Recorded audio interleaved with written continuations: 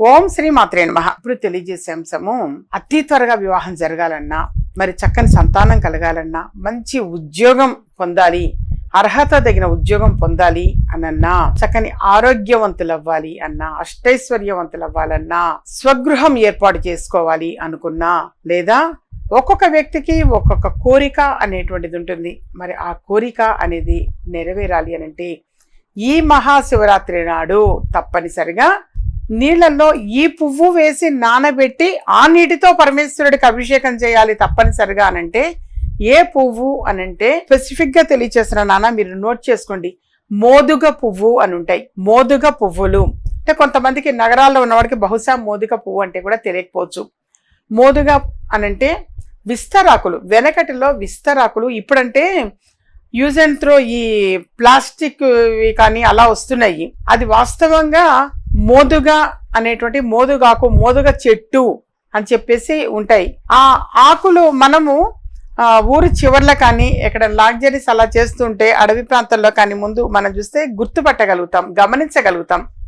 మోదుగ చెట్లు చాలా ఉంటుంటాయి. అంటే వెనకటిలో విస్తరాకులు ఆ ఆకులతోటే చీపురు పుల్లలు అనమాట, ఫ్రెష్గా ఉన్నటువంటి ఆ పుల్లలు తీసుకొచ్చి ఇట్లా పుల్లలతోటి గుచ్చేవాళ్ళు.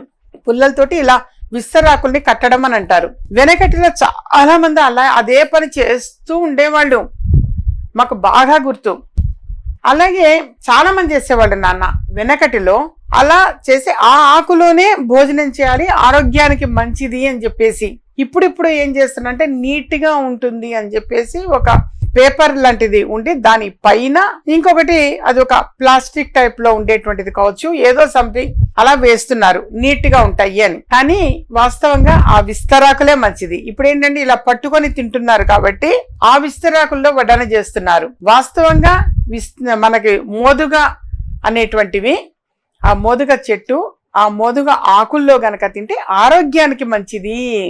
మీరు గమనించండి, వెన్నకట్టిలో ఇప్పుడు సంగతి కాదు, 40 ఏళ్ల క్రితము అలా చూస్తే గనక పెద్దవాళ్ళు ఉంటే గనక తెలియచేస్తారు. ఇప్పుడు గనక 70-80 ఏళ్ల వాళ్ళు గనక ఉంటే పెద్దవాళ్ళు చక్కగా వాళ్ళ అనుభవాలు తెలియజేస్తుంటారు. అందుకనే వాళ్ళంత ఆరోగ్యంగా కూడా ఉన్నారు. వాస్తవంగా చక్కని ఆరోగ్యం నాన్న మొట్టమొదటిగా చెప్పేది మనస్ఫూర్తిగా మంచి ఆరోగ్యాన్ని ఇస్తుంది ఆ విస్తరాకుల్లో భోజనం చేసిన వాళ్ళకి. సరే, ఎనీహో ఆ చెట్టు యొక్క పువ్వు మోదుగ పువ్వు అంటాం.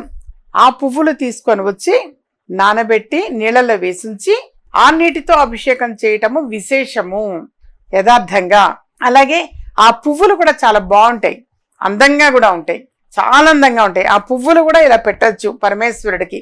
ఆ పువ్వులు కూడా దండగట్టి పెట్టచ్చు, విడిగా పువ్వులు పెట్టచ్చు, పువ్వులతో అర్చన చేయవచ్చు, పువ్వులు నీళ్ళల్లోనో పాలల్లోనో నానబెట్టి ఆ ద్రవ్యంతో అభిషేకం చేయవచ్చు. వాస్తవంగా మీరు కొంచెం ముందుగా శివరాత్రికి కాస్త ముందుగానే అవి తెచ్చి పెట్టుకోండి, ప్రయత్నం చేయండి. మీరు ఓన్ వెహికల్స్తో గనక ఒకవేళ ఇప్పుడు ఈ ప్రయాగరాజ్ వెళ్ళేటువంటి వాళ్ళు ఉంటే ఎక్కడైనా సరే మీకు ఇట్లా ఓపెన్ ప్లేసుల్లో బహుశా తటస్థపడతాయి, అవి తప్పనిసరిగా ఉంటాయి, గమనించి మీరు కోయండి. మేమైతే చాలా ప్లేసెస్లో అవి చూడటం అనేది జరిగింది. వాస్తవంగా చాలా ప్రదేశాల్లో చూసాము. ఆ విధంగా చక్కగా మీరు ఉన్నమాట నాన్న ఆ విధంగా చేయటం చాలా చాలా మంచిది. యథార్థంగా చక్కని ఫలితము అనేటువంటి సంప్రాప్తిస్తుంది. మరి ఇప్పుడు ఉద్యోగం అవసరము, వివాహము, ఈ ద్రవ్యంతో అభిషేకం చేయటం కూడా ఎవరికైతే వివాహము, ఇప్పుడు అమ్మాయి కావచ్చు అబ్బాయి కావచ్చు, ఎవరికైతే అవసరం వాళ్ళతో చేయించడం శ్రేష్టం. ఇక వాళ్ళు విదేశాల్లో ఉన్నారు అన్నప్పుడు వాళ్ళ పేరు చెప్పుకొని ఇక్కడ వాళ్ళ పెద్దవాళ్ళు ఎవరైనా తల్లిదండ్రులు కావచ్చు వాళ్ళు కావచ్చు ఆ పిల్లల పేరు మీదుగా అభిషేకం చేస్తారు. గుర్తు పెట్టుకొని చెయ్యండి నాన్న. ముందుగానే మీరు సర్చ్ చేసి ఆ పువ్వులు కలెక్ట్ చేసి పెట్టుకోండి. ఇలాంటివి అప్పటికప్పుడు అంటే కొంచెం కష్టం అవుతాయి. అలా ఆ పువ్వులతోటి అభిషేకం చేయటం కావచ్చు, మనం పూజించటం కావచ్చు, ఆ పువ్వులు నీళ్లలో నానబెట్టి అభిషేకం చేయడం కావచ్చు, పాలలో నానబెట్టి అభిషేకం చేయడం కావచ్చు, దండగట్టి వేయటం కావచ్చు, అలా ఆ పరమేశ్వరుడికి మొత్తానికి అది సమర్పించండి నాన్న. అలా అభిషేకము అనేది చేయండి, చక్కని ఫలితం సంప్రాప్తిస్తుంది నాన్న. చాలా చక్కని ఫలితము. పెద్ద పెద్ద మంత్రాలు కూడా ఏం అవసరం లేదు. ఓం నమఃశివాయ, ఓం నమఃశివాయ, ఓం నమఃశివాయ అనుకుంటూ చేయండి.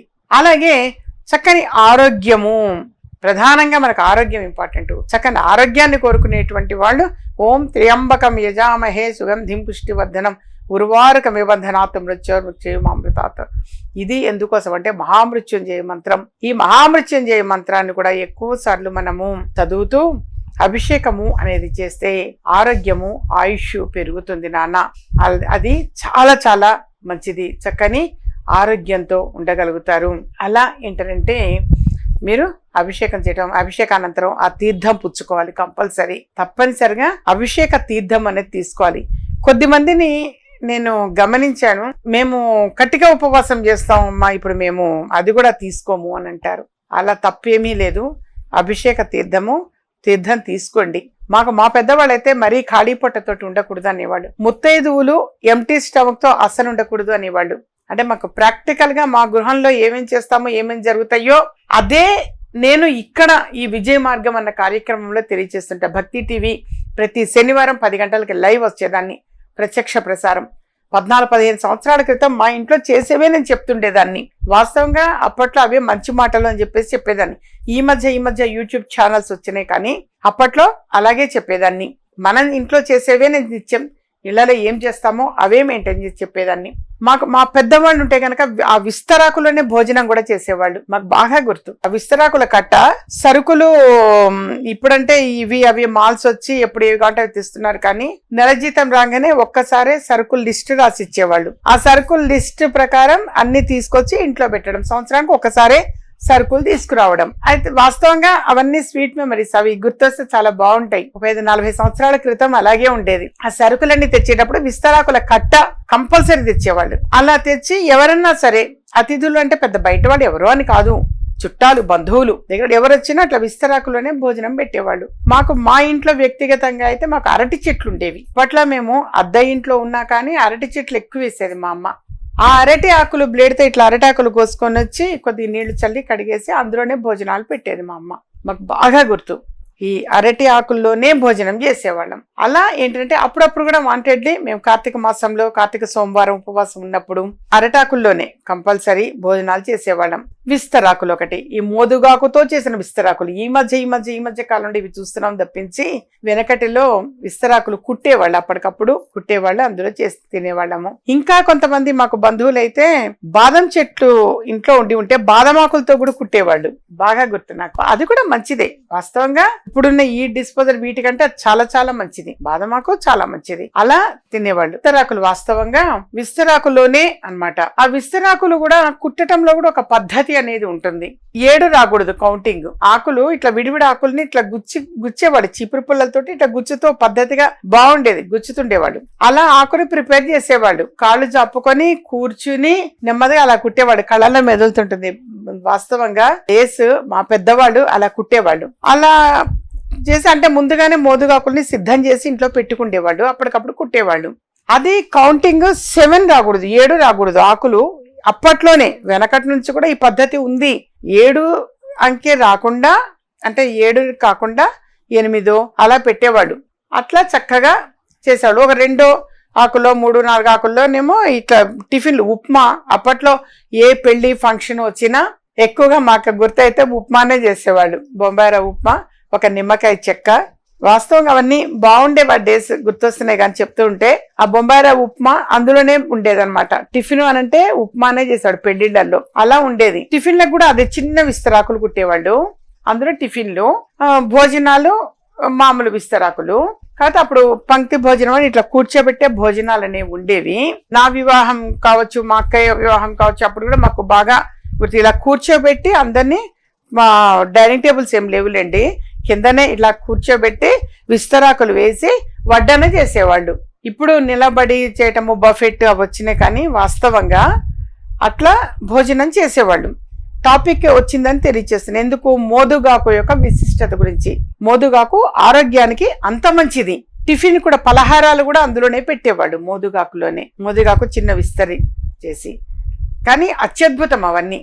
వాస్తవంగా తెలియజేస్తున్నా, చాలా చాలా బాగుండేవి ఆ రోజులు. సరే, మోదుగ పువ్వులు అని చెప్పేసి కూడా అప్పుడు ఆ మోదుగ చెట్టు పువ్వులు వస్తే పరమేశ్వరుడికి అభిషేకం చేసేవాళ్ళు. ఇలా అర్చనలాగా ఇట్లా ఎక్కువ పూలతో చేసేవాళ్ళు. ఇది ఈ రోజేం కాదు, పాత పద్ధతే. ఆ పువ్వులతో కూడా అర్చన చేయటము, లేదా ఆ నీటితోటి నానబెట్టిన ఆ పువ్వులు నానబెట్టిన నీటితో అభిషేకం చేయటము. వాస్తవంగా టాపిక్ అది. అలా చేశారంటే యథార్థంగా వివాహం లేట్ అవుతున్న వాళ్ళకి సకాలంలో వివాహం జరుగుతుంది. మంచి ఉద్యోగం సంప్రాప్తిస్తుంది, చక్కని సంతానం కలుగుతారు. వాస్తవంగా చక్కని సంతానం కలుగుతారు, ఆరోగ్యంగా ఉంటారు. అలాగే సంపద అని అంటారు, సంపద వృద్ధి చెందటము అని అంటాము, అది కలుగుతుంది. వీటన్నిటికీ ప్రధానంగా ఆరోగ్యం ఇంపార్టెంట్. ఆరోగ్యాన్ని దృష్టిలో పెట్టుకొని తర్వాత మరి అష్టైశ్వర్యాలు అనుభవించాలంటే చక్కని ఆరోగ్యం ఇవ్వాలి కదా భగవంతుడు. కానీ ఈ నీటితో అభిషేకం చేయడానికి ప్రయత్నం చెయ్యండి. 2-3 రోజుల ముందుగానే సెర్చ్ చేసి వెతికి ఆ పువ్వులు తెచ్చి పెట్టుకోండి. వాస్తవంగా చెప్తున్నా నాన్న, చాలా చాలా మంచిది. తెలియని వాళ్ళు తెలుసుకొని కాస్త మోదుగ చెట్టు, మోదుగ పువ్వులు అని మీరు సెర్చ్ చేయండి ఫోన్లో, గూగుల్లో పోతే అన్ని దొరుకుతాయి. అవి ముందు తెచ్చి పెట్టుకోండి నాన్న, శ్రమ కష్టము అనుకోవద్దేది కూడా. అది చక్కగా తెచ్చిపెట్టి వాటితో చేయడానికి ప్రయత్నం చేయండి. అత్యద్భుతం నాన్న, అది నేను అంటున్నానని కాదు, చాలా చాలా మంచిది అది. అందుకని ఆ భగవంతుడి యొక్క అనుగ్రహము అనేటువంటిది కూడా మనం అతి త్వరగా పొందగలుగుతాము. మా ఛానల్ సబ్స్క్రైబ్ చేసుకోండి, మరి కొంతమంది షేర్ చేయండి.